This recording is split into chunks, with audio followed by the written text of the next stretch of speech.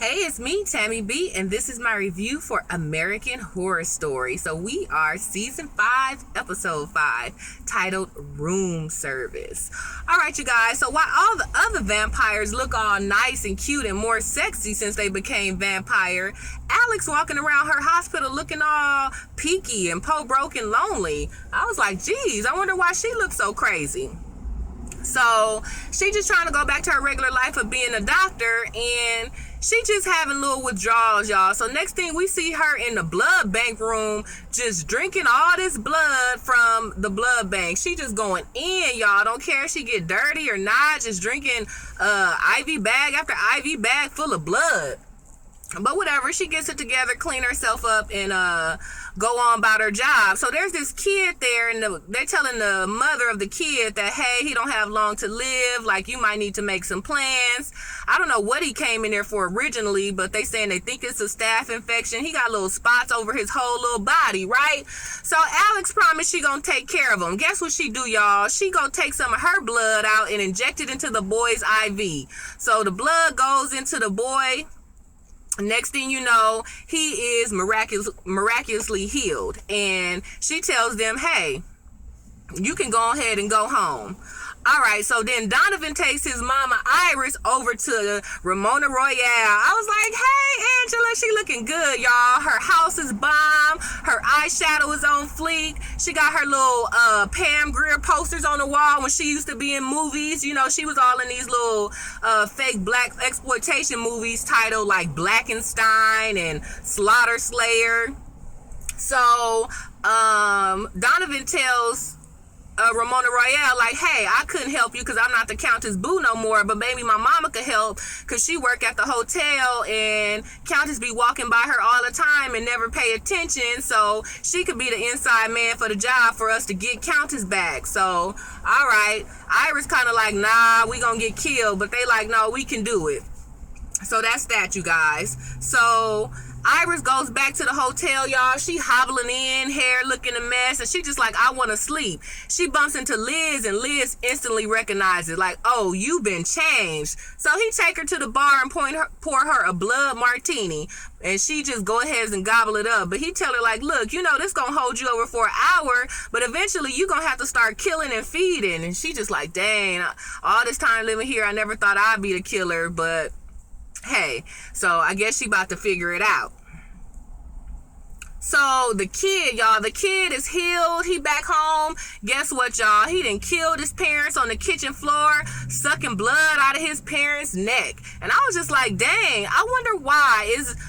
Okay, so you know everybody else who got turned into a vampire so far, they kind of literally drank the blood out of somebody's neck, drank the blood out of someone's neck, or out of the Countess's titty or whatever. So I wonder, is this some super killer vampire kid? Because he just killed his own parents. I'm pretty sure the other vampires kill everybody, but you see Holden didn't kill his own mama, and nobody else seems, the Countess, like, it seems like she kind of doesn't just kill anybody. So I kind of wonder, like, is the fact that this kid was injected through the vein, does it make him a super duper vampire killer or something? Because y'all, he go to school, it's Halloween, he wearing his little costume, his little girlfriend run up to him like, hey, where you been? He was like, oh, I've been sick. So they go in the closet and start kissing or whatever. The kid bite his little girlfriend lip, y'all. So then they start kissing, and now the kid becomes a vampire. Now his little girlfriend becomes a vampire. Next thing you know, they kill the teacher, and then they sucking the blood out of the teacher. Next thing you know, every kid in the classroom is laying on the floor, all like have the same marks over the whole body. And that was another thing. I was like, is it because he did it? That's why they turned him with the little pock marks on the body like he had? Because everybody else didn't really go through that. I mean, Iris, you know, she a little sick, Alex a little sick, but none of them have those marks. So I'm like, is it because he had all those pock marks on his body that's the sickness that he's passing on before they turned into a vampire? So this scene was a little extreme, y'all. But this kid didn't turn everybody in the classroom to a vampire. It looked crazy. So another teacher come in, and it seemed like he about to try to help, but all the kids try to attack him, but he kick them off, and he just kind of run to the little teacher's room, and then next thing you know, all the teachers, they call the police, put a little alert, and they come evacuate all the people at the school, or all the kids at the school. So he clearly then got, the main vampire kid then got all the kids to say that, oh, some man in a mask came in and killed the teacher. And so all the kids is telling the same story. So we'll see what happened. I don't know if this is going to be the last we see of this kid or if there's more to come. But the fact that he did like a mass killing on day one of being a vampire, maybe this is not going to be the last we see of them. So let's see.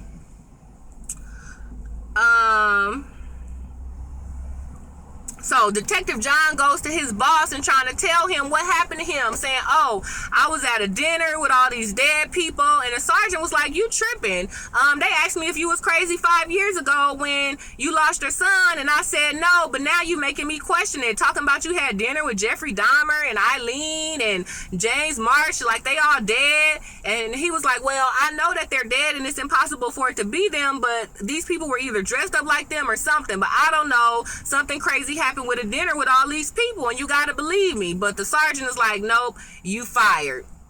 So y'all, John fired, so he go back to the hotel. I'm just like, man, him and going back to this hotel, he just seemed like he'd never learn, but all right. Y'all, so these bratty kids come check into Hotel Cortez. They a young couple. They claim that they don't like trick-or-treaters and all this and all that, so they want to rent a hotel and they want a discount so they could stay away from the trick-or-treaters. So they giving Iris a hard time. You know she just trying to cope with being a vampire as it is. They ringing the doorbell. They ordering room service, asking for all this stuff, pate, and they want grilled lettuce and all of this stuff. So Iris is kind of fed up, but she trying to take deep breaths and, you know, just work on through it.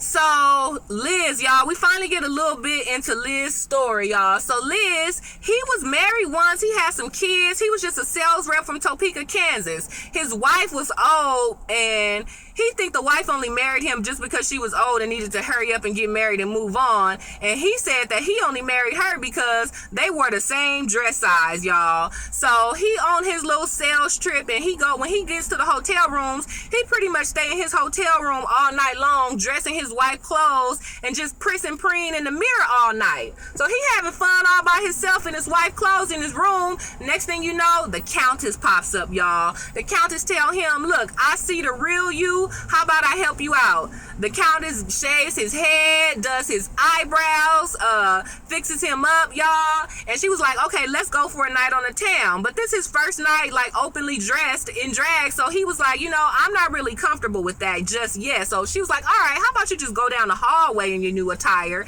and just see how that feels. So at first he was all kind of nervous, but you guys, finally he just feels free. He start walking with a strut, kind of swinging his little ice bucket. So he having a good time, finally feeling free. And then his little business partners walk by, and you know what? I actually didn't think that they were gonna recognize him, but you know, I guess if they've been working with him for years, a bald head and a little eyeshadow ain't gonna make you unrecognizable, y'all. So they go in on him. They were like, who are you? What are you doing? Are you gay? Of course, they're using slanderous terms. I think they say faggot. They asked him if he have AIDS, and one of them is all going in, oh, I drank some Sprite from you. Do you have AIDS? You need to let me know or not. And he was like, I'm not gay. I'm not gay. And then they just like, oh, we gonna tell your wife, and da-da-da-da-da. We gonna tell the office. So he kind of like it's kind of like backing up against the door and kind of afraid. Boom, guess who pops up, y'all? The Countess. One slit, she slit both of their necks, y'all. So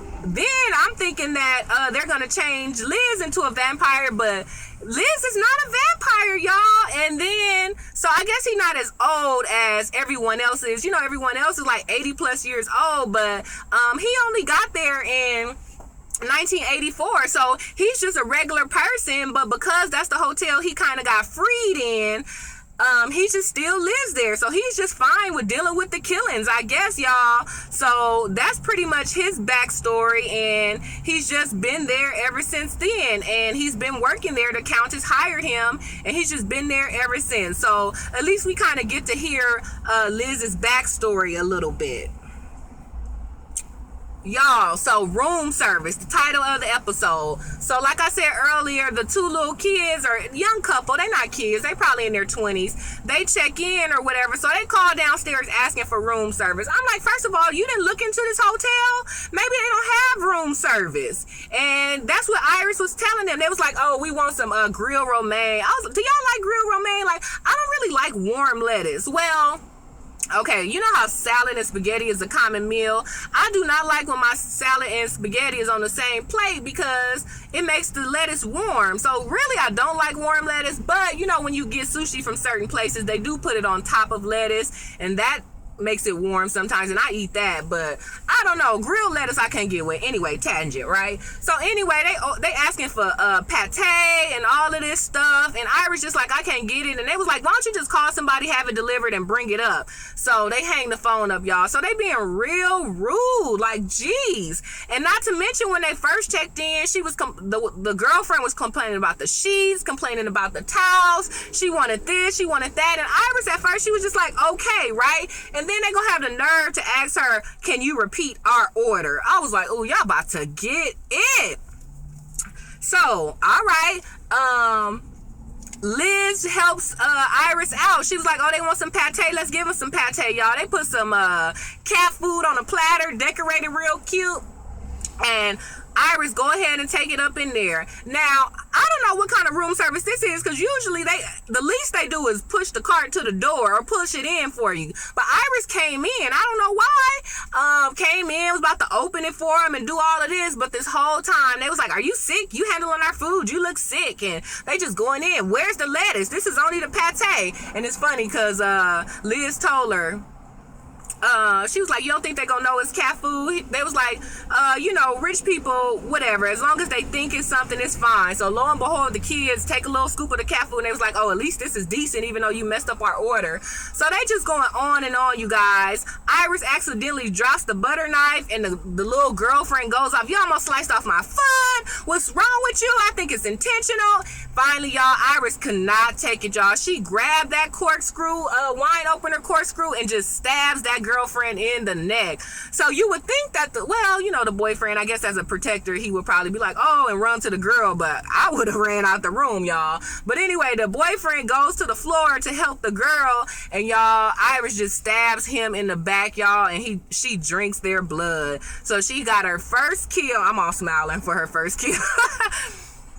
Iris got her first kill, and she gets some fresh, warm blood, y'all. So she in the club now. So she gets Liz to help her dump the bodies, y'all. They put the little bodies in the laundry bin, and they just walking down the hallway having a good little heart to heart, y'all. One of the arms fly out the laundry bin. Iris just grabs the arm and throw it back in the bin like it's no big deal. I was rolling at that part, y'all. And Liz say something like, oh,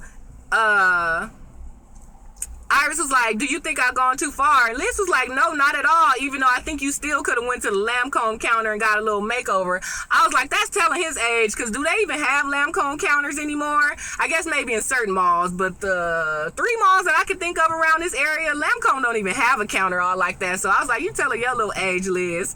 And anyway, so Iris was like, dang, I feel like I never lived until I died. So I was like, that was interesting. So y'all, that's it, y'all. Room service gone bad. Y'all gotta be careful how y'all treat these people y'all be calling to help y'all out.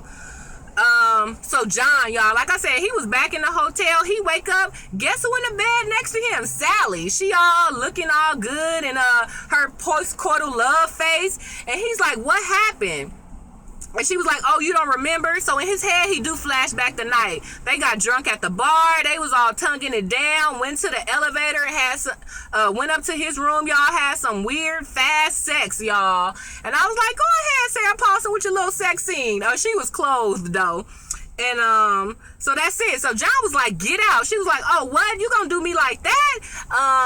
All right, so Sally does get out, but she tell him this is destiny and we gonna do this again. So I wonder what she mean by that. And she say something like, I'm your not savior, but she says I'm your something. So we'll get to see what that means. Like, will they keep having sex over and over again, or what? Like, why did she say this is your destiny, or this is our destiny? So we'll see what happens with that.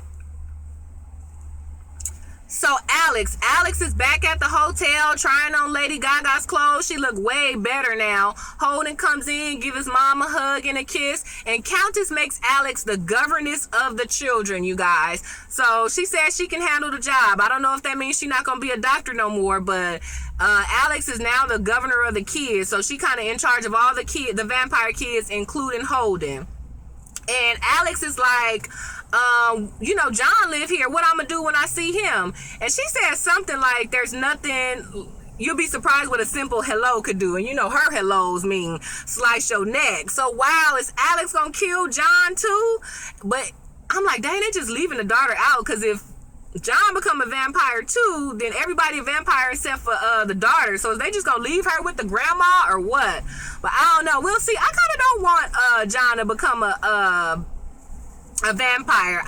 It would be cool to me if John ended up being like Liz, just kind of give in to the lifestyle and just live there too, and he still could be with his wife and son since he never wanted to divorce anyway, right? But we'll see what happens with that, you guys. So Alex takes Holden to the little vampire kid bedroom, and they got this grand little vampire coffin that she gets to sleep in with Holden, you guys. And her son was her one true love, so even though she had to sacrifice a lot, even now she is with her son and she gets to sleep with him, sleep in the bed with him, or in the vampire coffin bed with him. So that's that, you guys. So that was pretty much the episode. It was a pretty good episode. This was like, they had the 2-parter Halloween episode. Last week was about Halloween, and this was 2. So next week is back to our normal just American Horror Story episode. So we'll see what's gonna happen. All right, you guys, you know what's up. Give me the thumbs up on this video. Go ahead and check me out on Twitter at TammyB_. All right, you guys, see you in the next review. Bye.